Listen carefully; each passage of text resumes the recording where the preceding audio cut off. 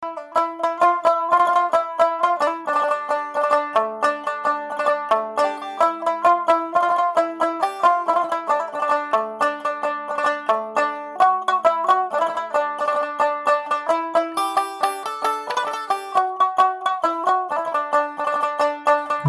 শিল্প হলো ভারতের একটি বিখ্যাত অতি প্রাচীন ঐতিহ্যবাহী হস্তশিল্প। এই শিল্পটি প্রায় 4000 বছরের পুরনো। মূলত কাঁসা, পিতল ও মোম ও মাটির ও ধাতুর মিশ্রণে এই শিল্পকলা তৈরি হয়। পুরানোর পরে এইভাবে বেরোয় এই পালিশটা দিয়ে, এরপরে আরো মানুষের চকচকে খুঁজলে চকচকে করে দিই। আর যদি বলে যে ডোকরার অরিজিনাল কালারটা হয় তখন এই ডোকরা হলো হারানো মোম ঢালাই পদ্ধতির একটি শিল্পকর্ম। সিন্ধু সভ্যতার মহেঞ্জোদারোতে নিত্যরত নারীর মূর্তি হলো ডোকরা শিল্পের মূল নিদর্শন। আমি তো করছি মোটামুটি 50 বছর। তার মানে আপনার বাবা বা ঠাকুর দাদা উনরাও করতো এটা। ডোকরা শিল্প খুব প্রাচীনতম শিল্প। এই শিল্প ঝাড়খণ্ড ও পশ্চিমবঙ্গের রাঢ় অঞ্চলে এখনও দেখতে পাওয়া যায়। তবে বাঁকুড়ার ডোকরা গ্রামটা আজও বিখ্যাত এবং জনপ্রিয়। দু রকম মাটি। আচ্ছা, তার মধ্যে আবার মোম। হ্যাঁ, তার মধ্যে মোম ধুনো। তারপরে আবার একটা চঙ্গের রকম করা হয়, এই ভাটিতে পুড়িয়ে গলানো। ডোকরা শিল্পে মূলত কাঁসা, পিতল ও মোম এবং মাটির সাজ তৈরি করে ধাতুর মিশ্রণে এই শিল্পে বিভিন্ন মূর্তি তৈরি করা হয়। এই মূর্তি তৈরি করতে 9টা স্টেপ পার করতে হয় এখানে শিল্পীদের। বাহ, মানে অনেক 9টা স্টেপ। তা আপনাদের একটা তৈরি করতে, মানে ধরো এক মূর্তি বানাতে কতদিন সময় লাগে মিনিমাম? একটা ছোট করা বড়ই করে একদিন তো সময় যাবে। একদিন সময় যাবে। এই মুহূর্তে উপস্থিত হলাম বাঁকুড়া জেলার ডোকরা গ্রামে। তো ডোকরা শিল্প গ্রামে ঢোকার যে মুখটা খুব সুন্দরভাবে করা আছে, এবং এখানে ডোকরা বলতে যে মেটাল বা ধাতব দিয়ে গাছের মাধ্যমে যে মূর্তি তৈরি করা হয় সেটাকেই কিন্তু ডোকরা বলে। বাঁকুড়া জেলার এক ঐতিহ্যবাহী শিল্প, বা এর ভিতরে এবার ঢুকবো আস্তে আস্তে, আপনাদের সমস্ত বিষয় জানিয়ে দেবো এবং এই শিল্পের নিদর্শন কোথায় পাওয়া যায় সেগুলো আপনাদের তুলে ধরবো। তো চলুন আস্তে আস্তে ভিতরে প্রবেশ করি।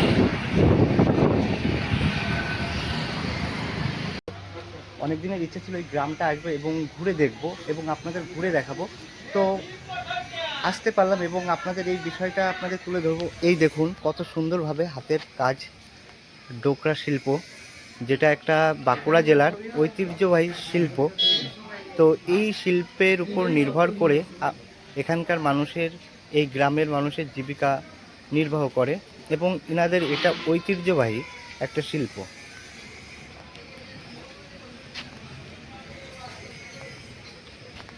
কত হাতের নিপুণ কাজ।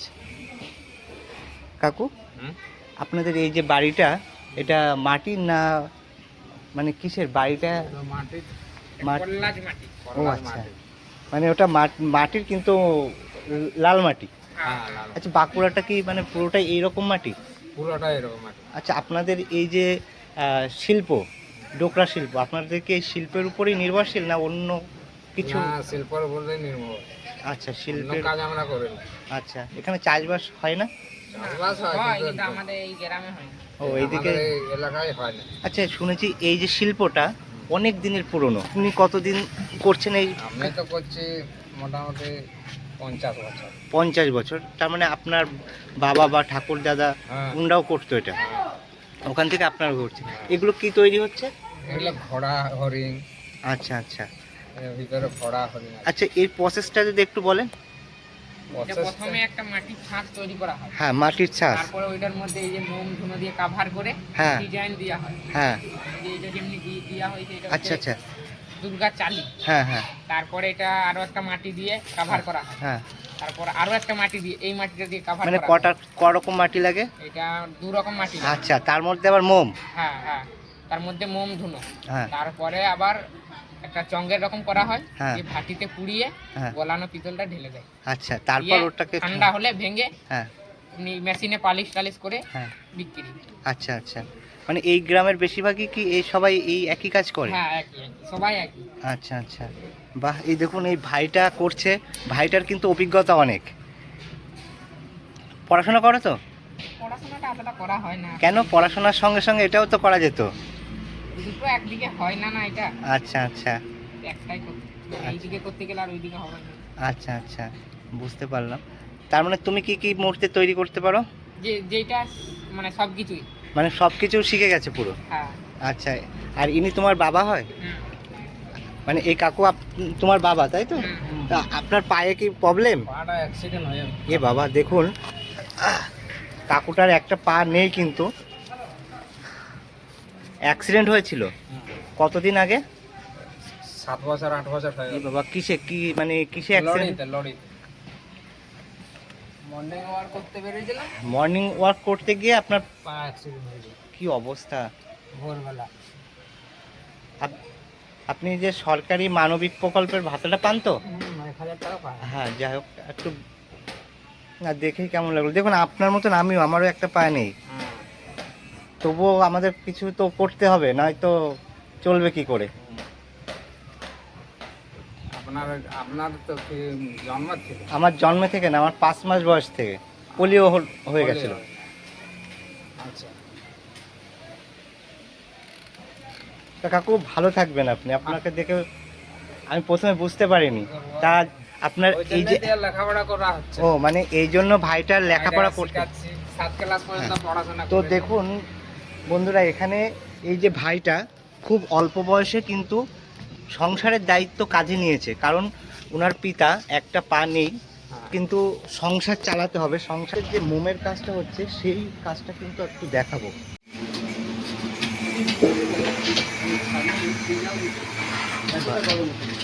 দেখুন দিচ্ছে।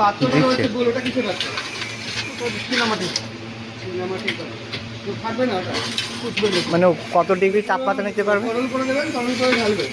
হ্যাঁ, ঢালবেন কোথায় কিসের উপরে? ওইটাও তো গরম করতে হবে না, ওটা পোড়া পুড়ছে, ওইটা পুড়ছে এখানে। ও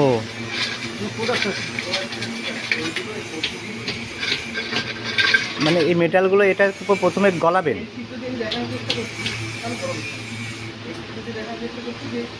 ডোকরা শিল্পের যে মূর্তি বানানোর যে প্রসেসটা সেটা আপনাদের একটু দেখাই।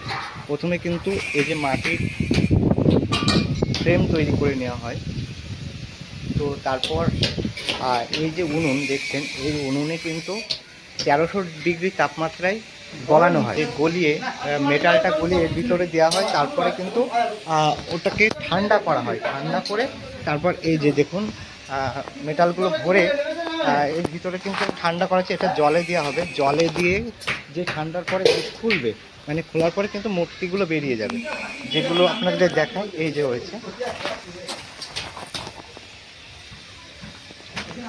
তো দেখুন। আর এই হচ্ছে এগুলো গলিয়ে ওই মাটির যে ফ্রেমটা তৈরি করা ওর ভিতরে ঢালা হবে। তো চলুন আরও সামনে যাই, আরও অনেকগুলো দেখাবো। দেখুন কত সুন্দর সুন্দর মূর্তি এখানে তৈরি করে রেখেছেন। তো সম্পূর্ণ মেটালের এটা। তো এই মেটালটা কিসের? পিতল। সম্পূর্ণ পিতল। আর মানে এই যে 9টা স্টেপ, 9টা স্টেপের পর পিতল লাগে, হ্যাঁ ধুনো লাগে, হ্যাঁ মোম লাগে, তেল লাগে। ওই যে কারখানায় গেলাম, ওখানে ওই পিতলটা গলানো হয়। হ্যাঁ, গলছে তো। হ্যাঁ গলছে, গলানোর পরে ওই যে তৈরি হয়ে যাওয়ার পরে ওইরকম করতে হবে। ওই দেখুন, হ্যাঁ ওই রকম তৈরি করতে হবে। ওই যে আচ্ছা দেখাচ্ছি, এই যে মাটি, সব করা তৈরি করতে হবে। তারপরে ওই আগুনে যাবে, মানে মাটি করে আগুনে যাওয়ার পরে তারপরে ওর ভিতরে ওই পেট্রোল পিতলটা ঢালা। দেওয়া যাবে। বাহ, মানে অনেক 9টা স্টেপ। তা আপনাদের একটা তৈরি করতে, মানে ধরো এক মূর্তি বানাতে কতদিন সময় লাগে মিনিমাম? মিনিমাম একটা ছোটই করা বড়ই করে একদিন তো সময় যাবে। একদিন সময় যাবে। এবার আপনি সেখানে আরো 10-12টা মূর্তি হয়ে যায়। সেদিন যখন ছোট আপনারা জিনিস হলে জমান, মানে যখন হয় তৈরি করে হয়তো 10টা 15টা 100টা তো রেডি হলে তারপরে ঢালাই যায়। তারপরে ঢালাই হয়। কেন যেহেতু কয়লার দাম এখন বেড়ে গেছে না। হ্যাঁ কয়লা মাস্ট লাগে ওখানে, অন্য জ্বালানি তো কয়লা হয় না। লাগে, কাঠের আংরা লাগে। আচ্ছা, আর দেখলাম মোম লাগে। মোম লাগে, জমিদারি মোমটা। আবার ধুনো, তার সঙ্গে তেল।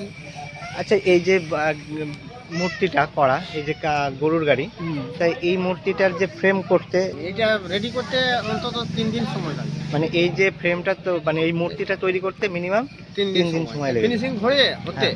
আর ঢালাই হয়ে ফিনিশিং হয়ে মানে এক একটা ডিপার্টমেন্ট আলাদা, না একজনই সব সম্পূর্ণ করে? না, যে যার আলাদা। ও, ডিপার্টমেন্ট আলাদা, তাই তো?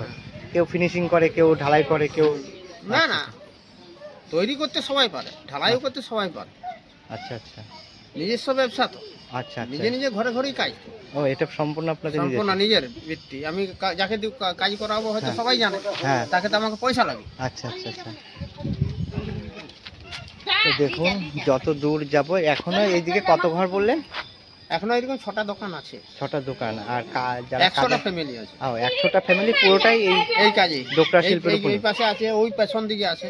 আচ্ছা আচ্ছা মাসিমা, এটা কিসের ফ্রেম? ঘোড়া। দেখুন, ঘোড়ার ফ্রেম। দেখুন এখানে কিন্তু ওইখানে ঢালাই যাচ্ছে।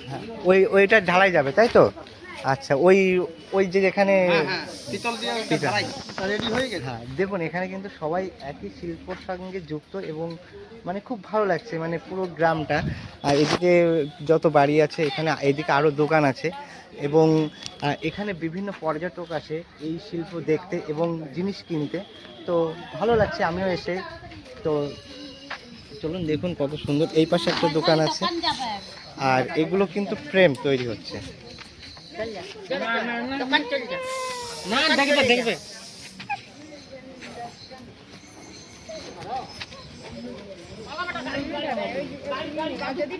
আমি তো জানি না, ধরুন আমার স্বামী জানে আর বাবা আরে জানে। এই গ্রামেরই নাকি বিয়ে হয়েছে? আমি এই গ্রামের মেয়ে। এই গ্রামের বাড়ি কোথায়? এখানে কাছাকাছি, এখানেই থাকি।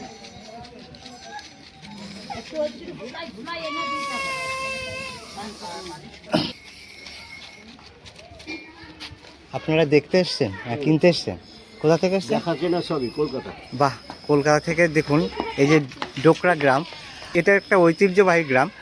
তো প্রচুর মানে বিভিন্ন জায়গা থেকে পর্যটক আসে দেখতে, কিনতে, এবং আমাদের ভারতবর্ষ তথা ভারতবর্ষের বাইরে থেকেও অনেক আসে। তা আপনাদের এসে এখানে কেমন লাগছে? খুবই ভালো লাগে। শুধু মানে আপনারা কি এই শিল্পগ্রাম দেখতে এসছেন, না আরো অন্যান্য জায়গায় ঘুরতে এসছেন? বিষ্ণুপুর শিল্পটাই। আচ্ছা, মানে মেন বেস করে এসছেন এই ডোকরা শিল্পটা? ডোকরাটা দেখার জন্য। আচ্ছা, এই হচ্ছে সরি বাঁকুড়ার এই গ্রামে তো চলে আসলাম, তো এসে ভালো লাগছে খুব। তো আপনাদের বাড়ি কলকাতার কোথায়? যোধপুর পার্কে রোনাল লেক গার্ডেন্স। আচ্ছা আচ্ছা, প্রপার কলকাতা। প্রপারটা। আচ্ছা, যাই হোক, ভালো লাগলো আপনাদের সাথে কথা বলে। Thank you.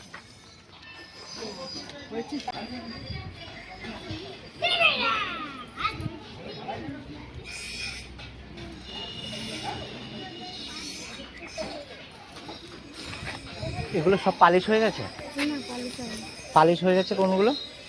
পালিশ বলতে এইগুলো।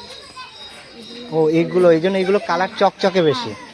আর এগুলো মানে ওই পুরানোর পরে পুরানোর পরে এইভাবে বেরোয় এই হ্যাঁ। পালিশটা দিয়ে, এরপরে আরো মানুষের চকচকে খুঁজলে চকচকে করে দিই। হ্যাঁ। আর যদি বলে যে ডোকরার অরিজিনাল কালারটা হয়, হ্যাঁ। তখন এই সাদা সাদাগুলো ধুয়ে দিই, আচ্ছা আচ্ছা দিয়ে অরিজিনাল কালারটা আপনার পালিশ করে দেওয়া হয়। আচ্ছা, হাতে আচ্ছা। পালিশ হয় ওটা, ব্রাশ কেয়ার দিয়ে আর পিতলের গুঁড়ো দিয়ে। পালিশ করতে একটা মূর্তি কত সময় লাগে? বেশিক্ষণ লাগে না, ধরুন আচ্ছা, আমাদের দাম কেমন আছে একটু বলুন। দাম ধরুন 200 থেকে শুরু। আপনার একেবারেই আমার এখানে আপাতত 15,000 টাকা অবধি মাল আছে। ও, মানে 200 থেকে শুরু, 15,000 পর্যন্ত পাওয়া যাবে।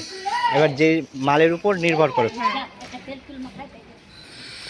তবে বন্ধুরা, ডোকরা গ্রাম ভারতবর্ষের একটা ঐতিহ্যবাহী গ্রাম, আর শিল্পী গ্রাম। ডোকরা গ্রামটা আপনাদের ঘুরে দেখালাম।